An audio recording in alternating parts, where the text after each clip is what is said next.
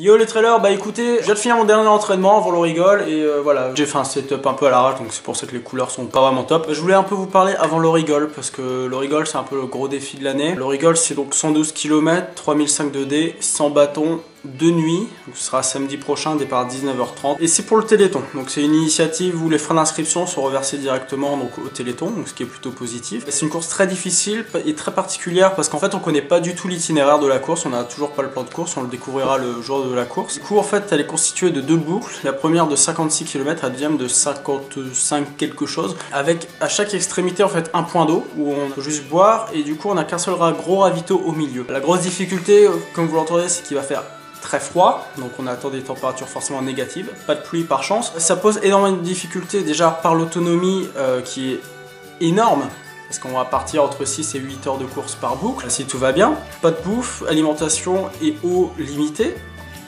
Du coup c'est un gros défi d'autogestion, et la plus grosse difficulté, donc pour avoir discuté avec des gens qui ont déjà fait cette course, parce qu'il faut quand même souligner qu'il y a environ le plus bas taux d'abandon est de 54,4%. C'est vous dire quoi, en moyenne il y a 60% d'abandon, c'est un truc énormissime. Voilà pourquoi je voulais vous parler du coup de ce défi, et la grosse difficulté du coup pour revenir là-dessus, c'est que en fait quand vous revenez au gymnase à la moitié de la boucle, enfin à la moitié de la course après la première boucle, il se trouve qu'il fait ultra chaud et du coup psychologiquement se dire de repartir derrière ça, c'est un peu ultra dur. Donc là par chance je ne serai pas seul, je ne serai pas avec les camarades de d'habitude, je serai avec Guillaume qui est donc mon cousin. C'est la première fois qu'on va faire une course ensemble et du coup bah, on va partir pour cette fabuleuse aventure qu'est l'Aurigole et qui va franchement être très difficile. Je pense que psychologiquement j'aurai besoin de vous, donc je vous tiendrai informé le long de la course, et l'Aurigole a annoncé récemment qu'on aurait un suivi live. De fait, bah, j'espère que vous me suivrez, parce que je vous dis, bon après, je vous demande pas à 4 h du matin de répondre à mes publications, ça je vais pas quand même être exigeant à ce point-là, mais au moins si je peux avoir au moins du soutien jusqu'à peu près minuit et à peu près 6 h du matin pour les plus courageux, parce que ce sera dimanche, hein, je comprends, en plus il fait froid, on n'a pas envie de sortir du lit. Enfin bref, je compte sur vous parce que je vais en avoir énormément besoin. Là je suis en grande interrogation sur savoir comment je vais m'habiller, parce que porter des vêtements pour courir c'est assez facile.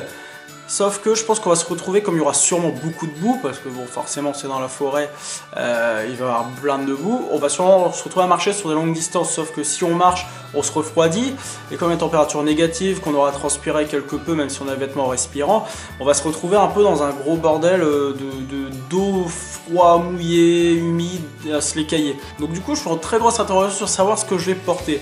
Par chance, on a le droit à un sac d'allègement à la moitié de la course, donc là je vais changer mes pompes, mes chaussures, ma sous-couche, ma couche d'entre-deux. Bon après la bouffe, je pense que je m'en sortirai, ça c'est un peu des moindres questions, parce que comme j'ai fait la vidéo juste avant, enfin vous savez, la bouffe c'est pas la grosse difficulté, ça va être l'eau, et je pense que du coup je vais prendre 2 flasques plus une réserve d'eau en port en plus dans le sac.